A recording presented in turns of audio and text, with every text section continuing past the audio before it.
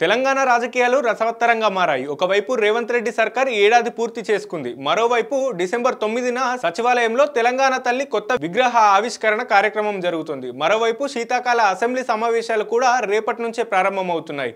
దీంతో రాష్ట్రంలో వాతావరణం చల్లగా ఉన్న రాజకీయ వాతావరణం మాత్రం హీటెక్కుతోంది. అయితే రేవంత్ రెడ్డి సర్కార్ ఏడాది పాలన పూర్తి చేసుకున్న నేపథ్యంలో నిర్వహిస్తున్న అసెంబ్లీ సమావేశాలు కావడంతో సభ ఎలా జరిగింది, ఎంత వాడి వేడి చర్చలు సాగుతున్నాయన్నది రాష్ట్ర ప్రజలంతా ఎదురు చూస్తున్నారు.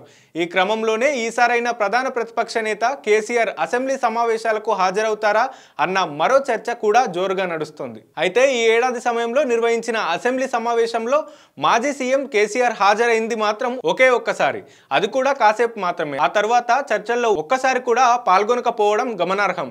దీంతో ఎప్పుడెప్పుడు కేసీఆర్ అసెంబ్లీకి వస్తారా, 10 ఏళ్ల పాలనపై కడిగేద్దామా అని సీఎం రేవంత్ రెడ్డి ఎంతో ఆతృతగా ఎదురు చూస్తున్నారు. కానీ ఆయన రావట్లేదు. దీంతో ఆయన ప్రతి వేదిక నుంచి కేసీఆర్ ను అసెంబ్లీకి ఆహ్వానిస్తున్నారు. కానీ మరి ఈసారైనా వస్తారా లేదా అన్నది ఉత్కంఠంగా మారింది. ఇదే విషయంపై BRS working president KTR interesting వ్యాఖ్యలు చేశారు. రేవంత్ రెడ్డి సర్కార్ ఏడాది పాలనపై ప్రముఖ ఛానల్ నిర్వహించిన ముఖాముఖి కార్యక్రమంలో కేసీఆర్ అసెంబ్లీకి రావడం గురించి ప్రస్తావించారు. కేసీఆర్ ను తానే అసెంబ్లీకి రావద్దని చెప్తున్నట్టు కేటీఆర్ చెప్పుకొచ్చారు. తానైనా మిగతా ఎమ్మెల్యేలంతా కేసీఆర్ ను అసెంబ్లీకి రావద్దని చెప్తున్నారు.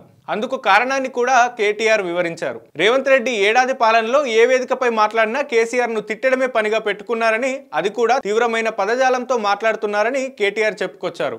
ఆయన మాట్లాడేటప్పుడు ప్రజలు టీవీలు ఆఫ్ చేస్తున్నారని, ఎక్కడ ఆ మాటలు వింటే పిల్లలు పాడవుతారో అని తల్లిదండ్రులు ఛానళ్లు మార్చేస్తున్నారని చెప్పుకొచ్చారు. అసెంబ్లీకి రమ్మంటున్నారని, కానీ లోపల మాత్రం మైకులు ఇవ్వడం లేదని కేటీఆర్ చెప్పుకొచ్చారు. బయట మాత్రం ప్రతిపక్షానికి సరైన సమయం ఇస్తామంటూ గొప్పలు చెప్తారని, కానీ లోపల మాత్రం కనీసం మాట్లాడేటప్పుడు తమ ముఖాలు కూడా చూపించారని తెలిపారు. మైకులు కట్ చేసినా అసెంబ్లీకి వెళ్లి ప్రభుత్వాన్ని నిలదీస్తామని తెలిపారు. అసెంబ్లీ ఎన్నికల్లో ఓడిపోయినప్పుడు కేసీఆర్ తమకు ఓ 3-4 నెలలు మీరు ఏం మాట్లాడకండి అని ప్రభుత్వం ఏమైనా అడిగితే సూచనలు ఇవ్వాలి, నిర్మాణాత్మక ప్రతిపక్ష పాత్ర పోషించాలని సూచించినట్టుగా కేటీఆర్ తెలిపారు.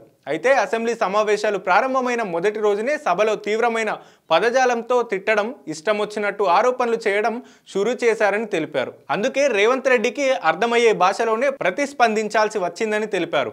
మొదలు పెట్టింది వాళ్లేనని, ఇప్పటికైనా పద్ధతి మార్చుకుంటే బాగుంటుందని తెలిపారు. కేసీఆర్ అనే నాయకుడు 25 ఏళ్లుగా తెలంగాణ ప్రజలకు సేవలు అందిస్తున్నారని, అంతకుముందు 20 ఏళ్లుగా రాజకీయాల్లో ఉన్నారని కేటీఆర్ తెలిపారు.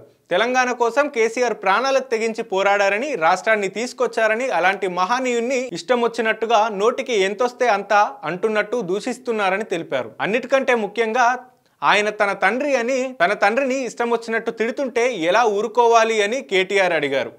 తనని తిట్టినా పడతాను, కానీ తన తండ్రిని తిడితే మాత్రం అస్సలు సహించేది లేదని కేటీఆర్ స్పష్టం చేశారు. ఇప్పుడు కేసీఆర్ ను అసెంబ్లీకి రావాలని పిలుస్తున్నారని, ఆయన స్థాయికి తగిన కాంగ్రెస్ నేతలెవరూ లేరని కేటీఆర్ అభిప్రాయపడ్డారు. ప్రజలు ఇచ్చిన గౌరవాన్ని నిలబెట్టుకుంటాం, కానీ నీచమైన నికృష్టమైన పదజాలంతో తిడుతూ శునకానందం పొందాలనుకునే రేవంత్ రెడ్డి లాంటి నాయకులు ఉన్నంతకాలం కేసీఆర్ అసెంబ్లీకి రావాల్సిన అవసరం లేదని తెలిపారు. రేవంత్ రెడ్డి నీచమైన భాష వినడానికి, అవమానాలు పడడానికి కేసీఆర్ రావాలా అని అడిగారు. ఇవన్నీ చూస్తూ ఉంటే ఎమ్మెల్యేలంతా సార్ మీకెందుకు, రేవంత్ రెడ్డికి మేం చాలు, మీరు అసెంబ్లీకి రావద్దని చెబుతున్నామని తెలిపారు. ఎన్టీఆర్ 5 ఏళ్లు అసెంబ్లీకి రాలేదని, జయలలిత 5 ఏళ్లు అసెంబ్లీకి పోలేదని, అయినా సరే వాళ్ళ ప్రభ ఏమైనా తగ్గిందా అంటూ ప్రశ్నించారు కేటీఆర్.